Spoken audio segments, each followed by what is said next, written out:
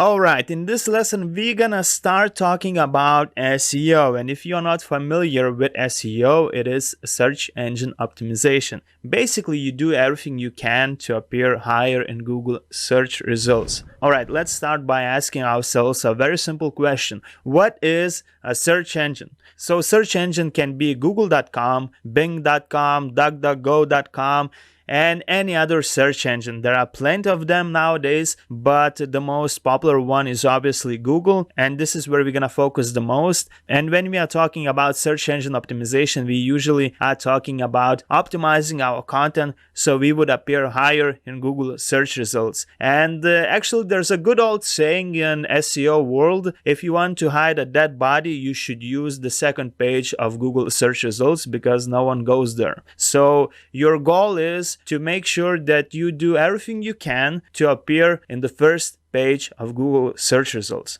And the best case scenario would be to appear in the top 3 results. And of course, if you can, the best option would be to appear in the first position of Google search results. So how do we optimize our website? So mainly we have 2 ways to optimize our website. We have on-page SEO and we have off-page SEO.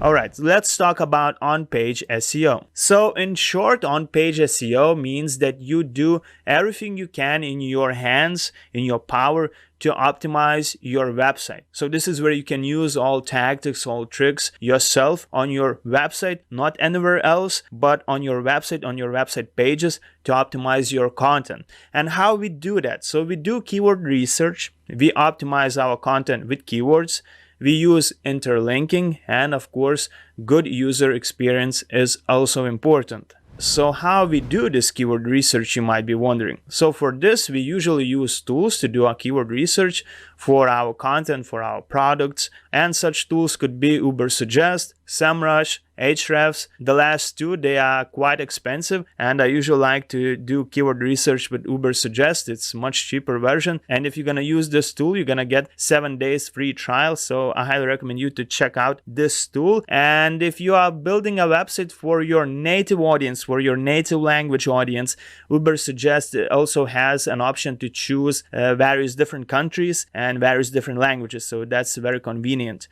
And when we are doing a keyword research, we also check our competitors. So you probably already know your competitors, and if you know those competitors, you know their products, you know their blog posts, you know their content, and you can, for example, take their product page. If you're gonna sell a similar looking product, you can take this product page and you can run it through your keyword research tool like Ubersuggest, and this tool will let you know how much traffic this specific product, specific page is getting, for what keywords it's ranking, and what keywords are bringing this product the most traffic. And maybe you're gonna see some other keywords for this particular product isn't ranking high because it's not optimized for these particular keywords, and this is where you can take advantage of that, and you can take, let's say, this keyword, and you can use this keyword for your product, and you can try to optimize your product using this keyword because that's not the keyword your competitor is using. So this is where you can take advantage when you are analyzing your competitors. And of course, when you are analyzing your competitors, you're gonna get some keyword suggestions. Alright, so now you know how that works, what we use, but you might be wondering, what is a keyword? So basically, keyword is just a phrase or phrases people use to look for information, for news articles, for blog posts, for products, for images, or anything like that in Google. So let's say in my case, I have a keyword wooden train toy, and I did my keyword research and I found out that people are searching for this keyword. This keyword is getting quite a lot of monthly searches, and that means people are interested in this product, they are looking for it, and this is a popular keyword. When I'm working with products, I cannot just come up with random names for products because it doesn't necessarily mean that people are looking for these products in these specific words. So that's exactly what keywords are. Keywords are just the phrases people type in Google search to look for information, for products, or anything else. So like I said, we look for popular keywords that people actually use to find information, to find products. But when we have a fresh website, our goal is to find not so competitive keywords. So basically that means not a lot of websites are optimizing their content, their products using those keywords, because they are less popular, but they are still quite popular because people still use to look for information. And that's why we aim at those keywords that are less competitive. That means there are less websites that are optimizing their content using those keywords, and just because it's less competitive, we have higher chances to appear in higher position of Google search results. When we're gonna do a keyword research, you're gonna see it yourself. I'm gonna do this in later lesson, but right now my goal is to give you a better understanding what are keywords, how they work, and basically you would have a solid foundation of SEO. All right, let's talk about short tail keywords. So keywords are usually in two types. There are short tail keywords and there are long tail keywords. Usually short tail keywords are up to 3 words, and usually they are very competitive. They are more difficult to rank. I'm gonna give you an example. Let's say I'm writing a blog post about Bengal cats. It's just 2 words, but this keyword is very popular. Around 200,000 people from US look for this keyword, look for this information, and obviously it's gonna be difficult to rank for this keyword. So you have to take this in consideration when you are publishing blog posts, when you're adding products or anything like that. So for example, when you're adding a product, you could name your product wooden train. In this case, it's a short keyword, but it's gonna be way more competitive because it's a short tail keyword, and more people look for this type of keyword. If you would use wooden train toy, it's gonna be a bit less competitive, of course, but it's gonna have less monthly searches. If you're gonna use a longer keyword, that's gonna be a long tail keyword, and in this case could be wooden train toy set. So now we have 4 words in this keyword, and that's a long tail keyword. Of course, it's gonna be less competitive because less people are looking for this type of product, and it's gonna be a bit easier to rank in the first page of Google search, just because there are less websites that are targeting this keyword and there are less people who are looking for this keyword. And I kind of already talked about long tail keywords. So the long tail keywords usually have more than 3 words. They are less competitive, they're easier to rank. And I'm just gonna give you a good example. When I'm working with one of my projects that is focused on cats, I found out are quite easy to rank keywords, and they are long tail keywords. So here's one example: can cats eat oranges? It's a long keyword, it has a lot of words, but it has quite a lot of monthly searches, but not a lot of websites they use this keyword to rank for because it's not so popular, but that's something people want to know, and that's why this is a good keyword. So when you're gonna be doing keyword research, pay attention how competitive it is, how many monthly searches it gets, and maybe you're gonna find some other variations for this keyword that's gonna be less competitive, but maybe it's gonna have almost the same amount of monthly searches. So that's why it is important. And we're gonna dive into this a bit deeper when we're gonna do the keyword research. All right, let's move on. So before we talk how we optimize our content, our products, there are some phrases you should know. So what means SERP or SERPs? So it simply means search engine result page or search engine result pages. So basically it means Google search result page. So basically that's what it means. Meta title. So meta title means that's the title of your product or your blog post or your website that you see in Google search, in SERPs, in Google search results. So when you type a keyword in Google search, you get a lot of results, a lot of websites. And those websites, they have their meta title, that's just the title. And underneath this meta title, we have meta description. So that's what is meta title and meta description. Image title. So that's kind of self-explanatory. When you add images to your products, to your blog posts, you add titles. And when you add those images, you're going to also have an opportunity to add alt text to these images. And you have to use those 2 fields, image title and alt text, to add your keywords. And once we're going to do this in practice, you will see how it works. And now we can move on to the next slide. So how we optimize our content, our blog posts, our products, our categories with keywords. So first of all, once we find our main keyword that we want to use, we include this main keyword in meta title. once we do this, we include this keyword in our meta description. When we're gonna install an SEO plugin, you will see yourself that you will be able to add those meta title and meta description, and you will see how it works.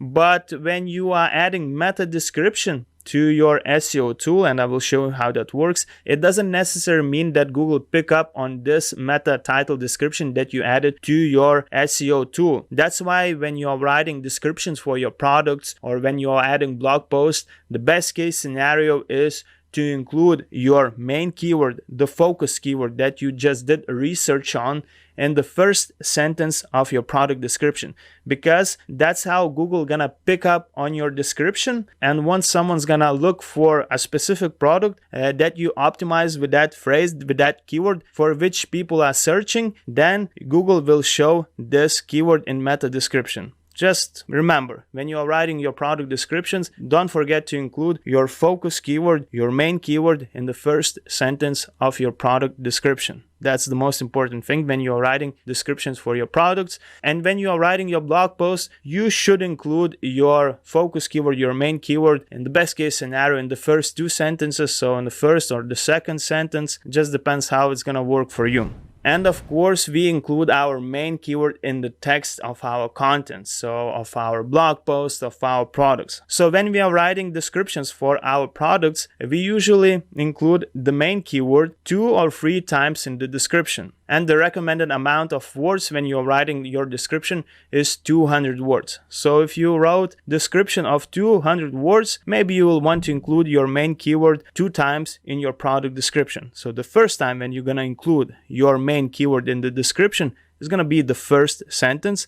That's going to be automatically included in your meta description. So it's going to be 1 time. And the second time, try to include somewhere in the middle of description. Or if you are writing a longer descriptions, maybe you're gonna want to include this keyword 3 times. But don't overstuff your descriptions with too many keywords. You don't want to make your description sound like a nonsense. You want to make it sound naturally. And when you're writing your blog post, you want to include your main keyword in your blog post 3, 5 times, or even more. It depends on how many words you are writing. Let's say you are writing a blog post of 600 words. So 6 times to include your main keyword in the text is completely fine. Your keyword density should be around 1%. And SEO tools, they usually help you to deal with that. When you are writing blog posts, let's say you're gonna have an opportunity to add your focus keyword in the blog post in the SEO tool. And this tool will calculate how many times you have included this keyword, and it's gonna give you a green check mark or the yellow or the red mark saying that you should include your main keyword a bit more. But it doesn't necessarily mean that it's gonna be a huge problem if you're not gonna include your keyword enough times. You just have to remember that you have to include your main keyword at least a couple of times when you're writing your product description. And when you are writing blog posts, your main keyword should be around 1% of word density. And also when we are optimizing our content with keywords, we include our main keyword in the title of images and in the alt text. So let's say I have a product, wooden train toy. So when I'm adding this product in the featured image of this product, I'm going to include the main keyword in the title of my image. And of course, I'm going to include in the alt text of this image. It's very important because when you're adding products, it doesn't necessarily mean that people going to use just Google search to look for products. Maybe they're going to use image search as well. And if you're going to include your main keyword in your images, you're going to have a higher chance to rank higher, not just in search results, but in images as well. So that's very important. And when you're adding some more images, you can include other variations of this keyword. Of course, you can include the same keyword as well in the alt text of other images, but I usually like to include other variations, and it just gives me more opportunities to show up in images. So for example, I could include in some other images wooden train toy set, wooden train, or something like that. And of course, when you're adding blog posts, you're gonna include some images. And in those images, you can include your main keyword. If it's for you difficult to include your main keyword in the text 5 times, you can include your main keyword in the alt text of these images that you add to your blog post. That's just an old trick. in SEO world, where you can include your main keyword in all text of images that you add to your blog post, any images, not just the featured image that you're gonna add for your blog post, but all other images as well. And you can also include other variations of this keyword. And when I'm gonna show you how to add blog posts, you will see it yourself how you can add images and how you can add alt text to these images as well. Let's move on. So how we use interlinking. So what is interlinking? When we are working with products, we don't really need to focus on that much because interlinking it's already done for us, especially if you have a good theme like Flatsome. It also works with Astra theme. And if you would go to your product page, this is the same example. As you can see, this product has various other links in that product. It has the category link right here. So this product is already interlinked with our category wooden toys. It also has some tag that are also linked together with this product page. And it also has some related products. So basically in this product page, we're gonna have some other products added. So those are the products that are displayed right here as related products. We have our category, that's very important.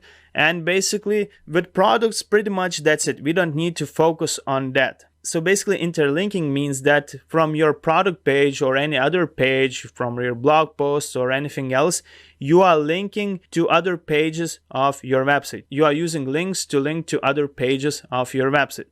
Also, I'm gonna show you an example how it would look in blog posts. Alright, so this is one of my websites and I have a blog post about the friendliest cat breeds.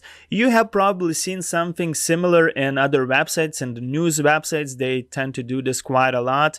And if I would scroll down, as you can see, we have a paragraph about Persian cats. So right here I have a link that is highlighted and it says Persian cats. If I would click on this link, I would go to another blog post that is on my website. So as you can see, it's Persian cats. So this is Persian cats, the keyword I'm trying to rank for. If I would go back, as you can see, I use the same keyword right here to link to my blog post. If I would scroll down, I have Maine Coon. So Maine Coon is another interlink that I'm linking to other page. So I'm gonna click on this interlink and I go to Maine Coon, as you can see, and I go to a Maine Coon blog post. So that's how it looks, that's how it works. You have probably seen this on other websites as well. So I'm just gonna go back to our slides.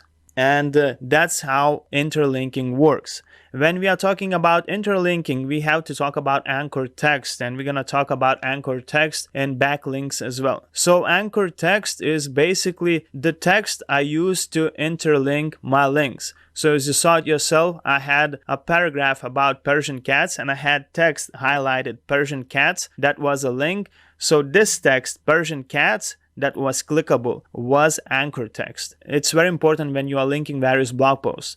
And when you are adding anchor text, you want your anchor text to be your focus keyword. So as you saw it yourself, my focus keyword in the Persian cats blog post was Persian cats. So that's the same text, anchor text, I use to interlink from the friendliest cat breeds to Persian cats blog post.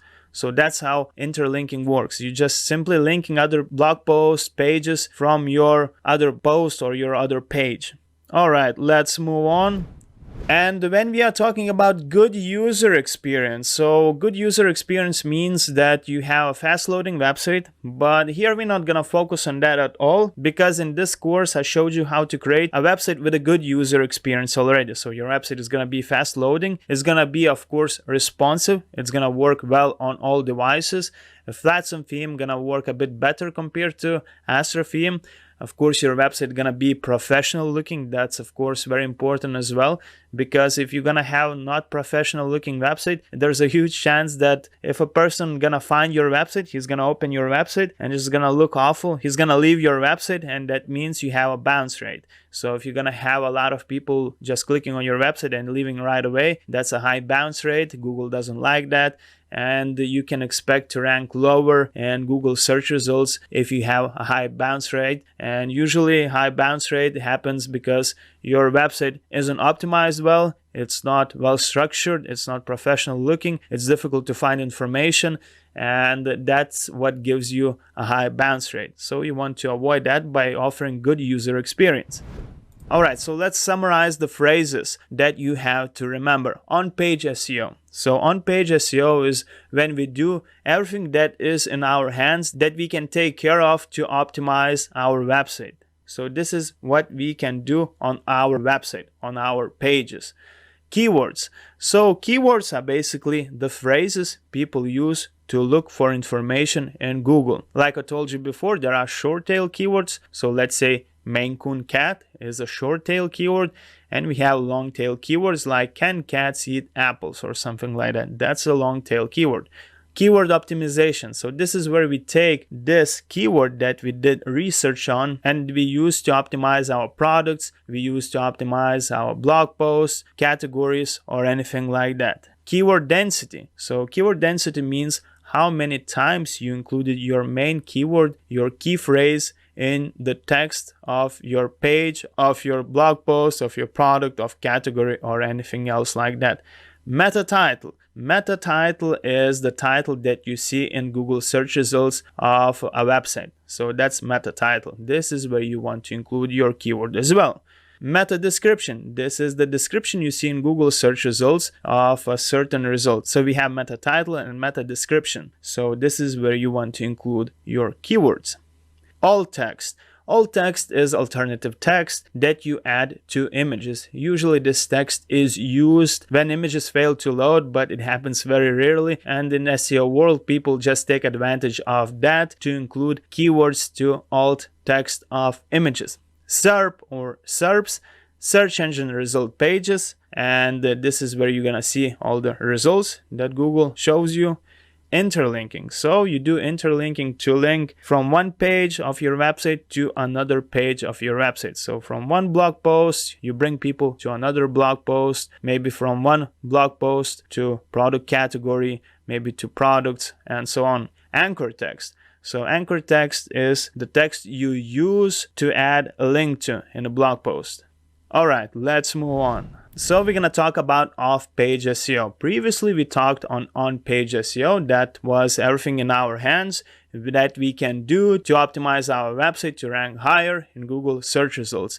And when we are talking about off-page SEO, this is that something is not in our hands. This is when we trust other websites. So this is where we get juices from other websites instead of our website. This is where we rely on other websites to link to our website. So in this section, we're going to talk about backlinks. So backlinks are basically when other websites, let's say from their blog posts, they link to your website using anchor text. You have probably seen this in other websites when you are reading news or something like that. You click on the link in the text and you go to other website. That's a backlink. We have do follow backlinks, we have no follow backlinks. Do follow backlinks are very powerful, no follow backlinks are not so powerful. And once again, because those things are not in your power, you cannot select if you want to have do follow backlinks, no follow backlinks. But of course, if you are working with other websites, you can actually select. But when you are adding your links to other websites, let's say to Pinterest, you can add your website's link in a Pinterest profile. It's going to be no follow backlink because it's just not in your power to select if you want to have do follow backlink or no follow backlink. We're going to talk about guest posts. So what are those things? We're going to talk about niche edits, how they work, and pretty much it's all about backlinks. All right, let's move on. So let's talk about backlinks. So a backlink is when a website links to your website. So let's say when you are reading a blog post, you see there's a link, you click on that link and you go to a website. In this case, it could be your website. Here's an example. So here I am back to one of my websites, and as you can see, if I would scroll down, I have some links right here. So this is the link, and if I would click on this link, as you can see, I go to a completely other website. So this is a completely other website, and just like that, this website got a backlink from my website.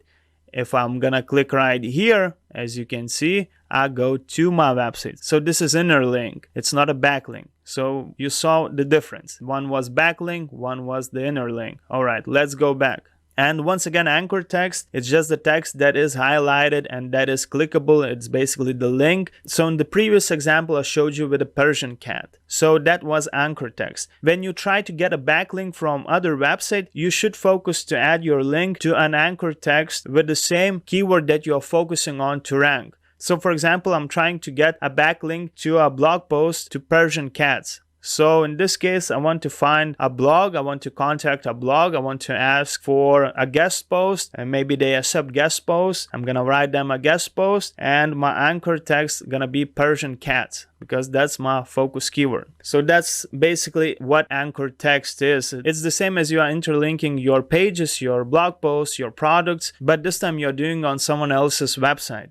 Profile links. So usually this is where you can get yourself some free backlinks to your website. So for example, if you're going to create a Pinterest profile, you can add your website to this Pinterest profile. And this is going to be no follow backlink. Usually those are no follow. They give you some juice, they give you some variety of backlinks, but these are not as powerful as do follow backlinks. There are plenty of various profile websites where you can create profiles and where you can add your websites, and just like that you can build some backlinks. If you would look up on Google profile links or something like that, there are plenty of various lists that you can use, and you can try to add your website, your homepage, and this way you can try to get some free backlinks. Usually backlinks are built using guest posts or niche edits. So those are do follow, and usually those things cost money. They can cost from a couple of dollars to thousands of dollars. It depends a lot on the type of website you are publishing your guest posts. And you probably have seen something on the news websites. Let's say when a news website is talking about some type of startup, and there's a huge portion of text talking about the startup, how amazing it is, and suddenly you see there's a link with the title of the startup. It's a clickable link, and you go to that website. That means it's a backlink. Usually those things are paid.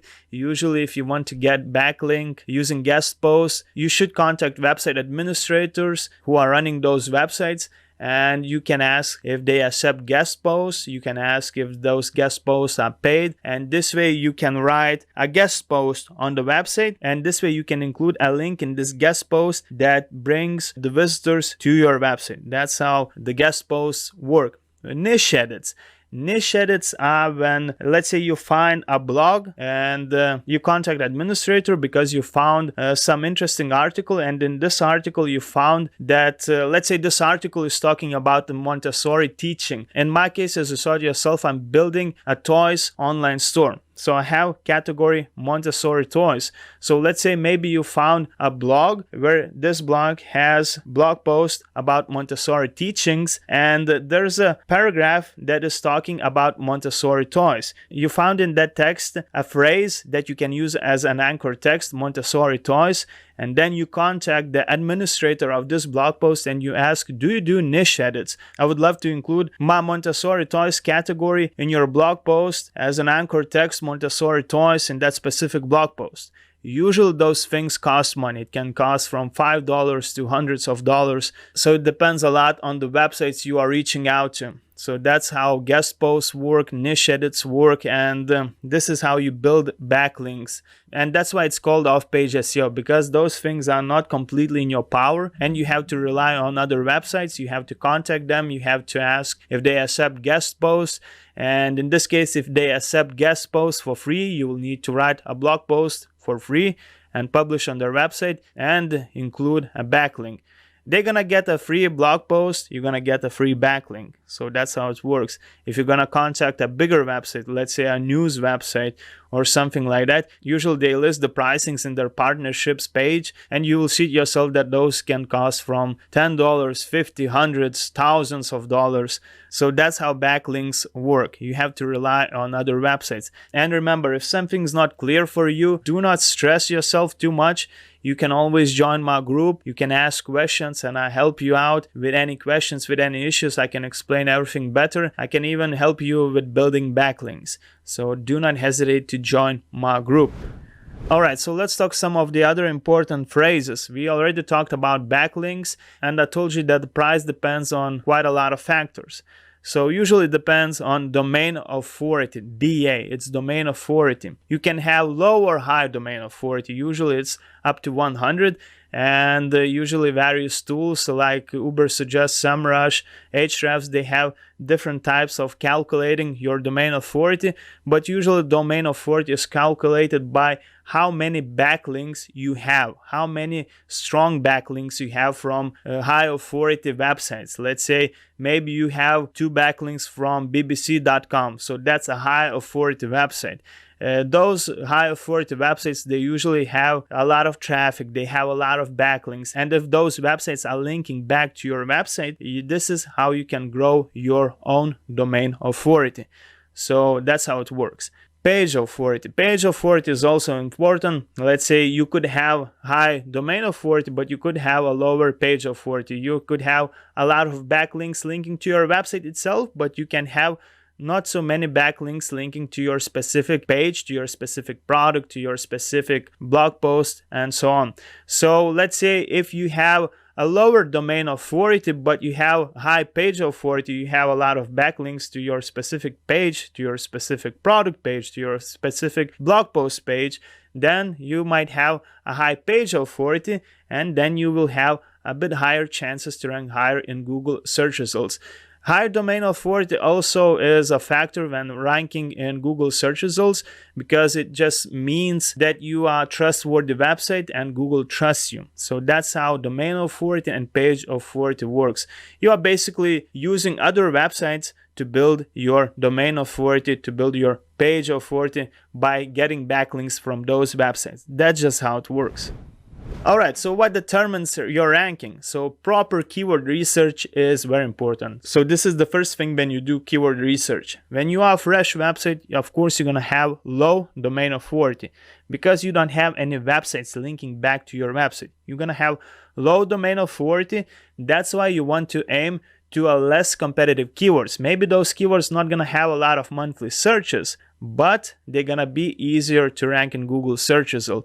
So this is important, proper keyword research, and of course you have to optimize your content well. So if you're working with products, you want to include your main keyword in meta title, meta description, in the description of your product itself, in the titles of images, in all text of images. And this is how you do a good optimization of your product. When you're writing your blog post, you also want to include your main keyword in meta titles, meta descriptions. In the text of your blog post, you want to include some other variations of this keyword. And of course, you want to include your keyword in all text of images as well. So that's gonna be on-page SEO. And another important factor is gonna be backlinks. So how many websites you have linking to your website, to your specific product, to your specific blog post, and that's also very important. And you're gonna have high authority websites linking to your pages, you're gonna have your higher domain authority. So backlinks, how many backlinks are linking to your website, determines your domain authority as well. So domain authority is kind of together connected with backlinks. So that's how it works. And just don't overcomplicate yourself with all those things. You just have to remember that your first goal is to do a good keyword research, find the less competitive keyword, and you have to optimize your content. And in later stages, I'm going to show you how that's done. And once you get used to optimizing your content, your later stage could be building backlinks. But if you're gonna need any help, once again, don't hesitate to join my Facebook group. I'm here to help you. And basically pretty much that's it. That's all for SEO. That was an introduction into SEO. And now you should have a good foundation, a better understanding what is SEO.